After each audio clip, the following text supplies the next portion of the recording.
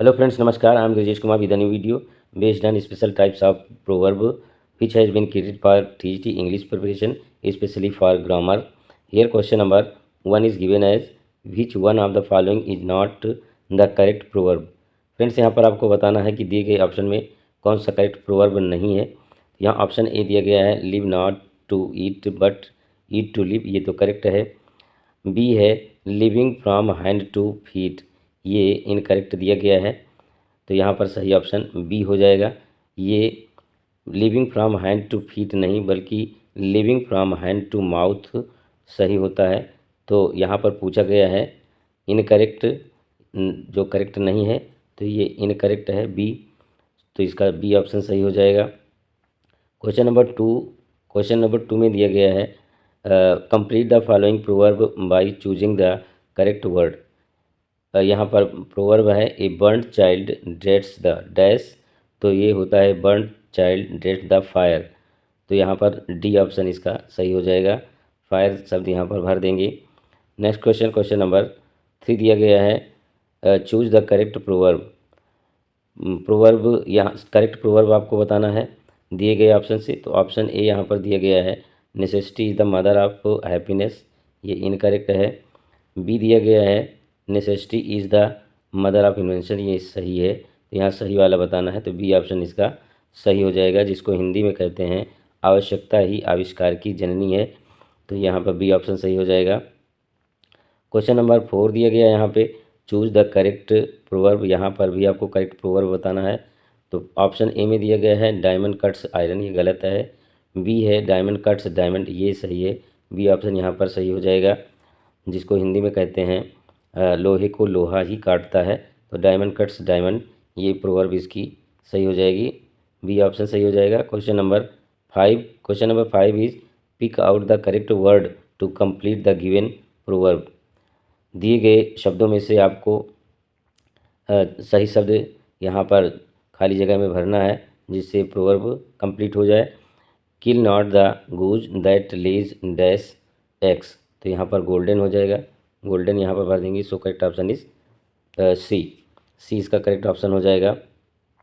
Next question number 6 is as follows. Question number 6 में दिया गया है complete the proverb by choosing correct alternatives, सही विकल्प चुन करके प्रोवर्ब कंप्लीट करिए। तो यहाँ पर दिया गया है proverb barking dogs dash bite, तो ये प्रोवर्ब आपको कंप्लीट करना है। तो यहाँ पर हो जाएगा बार्किंग डॉग्स सेल्डम बाइट, तो यहाँ पर सी ऑप्शन इसका सही हो जाएगा। इसको हिंदी में कहते हैं गरजते बादल बरसते नहीं, हिंदी में इसकी प्रोवर्ब होती है barking dogs seldom bite. Next question number 7 is pick out the correct word to complete the given proverb. दिए गए शब्दों का चुनाव करके प्रोवर्ब कंप्लीट करिए। तो यहाँ पर सेंटेंस दिया गया है the empty vessel dash much, यहाँ पर हो जाएगा the empty vessel sounds much, तो ये ए ऑप्शन यहाँ पर सही हो जाएगा। ए साउंड वर्ड यहाँ पर फिल कर देंगे तो ये प्रोवर्ब कंप्लीट हो जाएगी, जिसको यहाँ पर हिंदी में आप कह सकते हैं the empty vessel sounds much को हिंदी में कहते हैं क्या कहते हैं कि जो बर्तन होता है, खाली बर्तन, वो ज़्यादा आवाज़ करता है, जिसको अधजल गगरी छलकत जाए भरी भरी गगरिया चुप्पे जाए, ये प्रोवर्ब हिंदी में होती है the empty vessel sounds much, इसको इंग्लिश में कहते हैं। क्वेश्चन नंबर 8 दिया गया है fill in the blank with suitable word, यहाँ पर सही शब्द का चुनाव करके प्रोवर्ब पूरा करना है। As you dash so shall you reap, तो ये हो जाएगा एज यू सो, ये एज यू शो यहाँ पर हो जाएगा, सो यहाँ पर भर देंगे तो ये प्रोवर्ब पूरी हो जाएगी। So correct option is C. इसकी हिंदी जो होती है मैं बताता हूँ कि जैसा बोओगे वैसा काटोगे, इसको हिंदी में कहा जाता है एज, और इंग्लिश में कहते हैं as you sow so shall you reap. Question number 9 में है choose the proverb which is not correct, यहाँ पर आपको जो इनकरेक्ट प्रोवर्ब है बताना है। तो ऑप्शन ए में दिया गया है heard melodies are sweet but those unheard are sweeter, तो ये तो अपनी जगह पर सही है, आपको इनकरेक्ट बताना है। बी दिया गया है if speech is silver silence is iron, ये इनकरेक्ट है। यहाँ पर आयरन की जगह पर गोल्ड होना चाहिए। क्या होना चाहिए? गोल्ड, तब ये करेक्ट होगा। तो इनकरेक्ट में बी ऑप्शन हो गया। नेक्स्ट क्वेश्चन, क्वेश्चन नंबर 10 दिया गया है, which one of the following is not the correct proverb. यहाँ पर भी आपको इनकरेक्ट प्रोवर्ब बताना है। तो यहाँ ऑप्शन ए में दिया गया है, ए lawyer should have a good memory, ये अपनी जगह पर सही है। बी दिया गया है, a little knowledge is a dangerous thing, नीम हकीम खतरे जान, ये भी अपनी जगह पर सही है।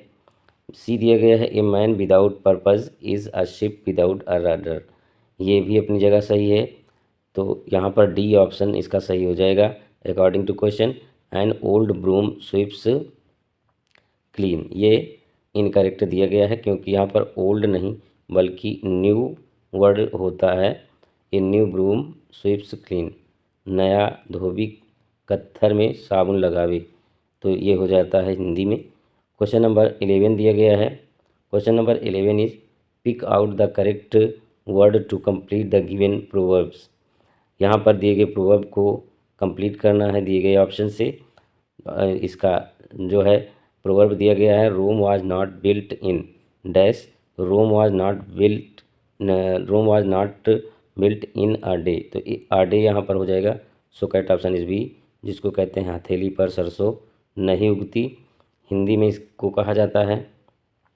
क्वेश्चन नंबर 12 दिया गया है, fill in the blanks with suitable word. Sentence दिया गया है, sweet are the uses of, यहाँ पर एडवर्सिटी हो जाएगा। So correct option is B.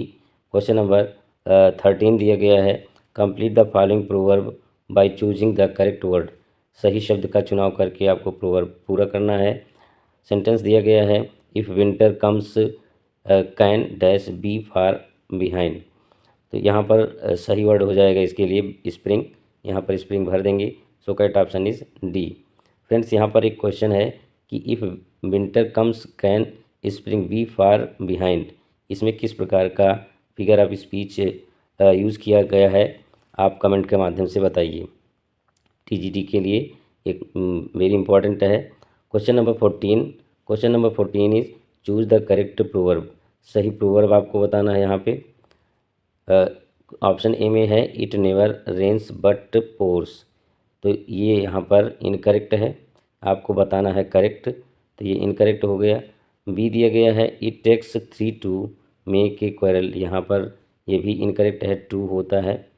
और सी दिया गया है, kill not the goose that lays the golden eggs, kill not the goose that lays the golden eggs, ये अपनी जगह पर सही है। करेक्ट आपको बताना है, तो ये अपनी जगह पर सही है, तो ऑप्शन सी इसका सही हो जाएगा।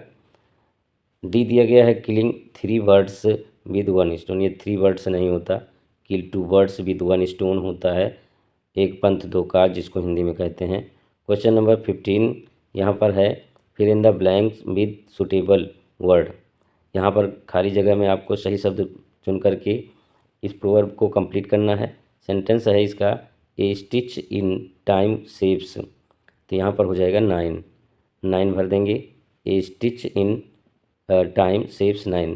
फ्रेंड्स, यहाँ पर एक सवाल है आपसे कि ये इसको हिंदी में क्या कहते हैं, इस प्रोवर्ब को आप कमेंट के माध्यम से बताइए। यहाँ पर इसका सी ऑप्शन सही हो जाएगा। फ्रेंड्स, आज के वीडियो में बस इतना ही। यदि वीडियो आपको अच्छा लगे लाइक करें, ना अच्छा लगे डिसलाइक करें, कमेंट करना बिल्कुल भी ना भूलें। और यदि इस वीडियो से आपको कुछ लाभ मिलता है तो please support me and subscribe my channel to get notification as soon as you wish. Thank you very much.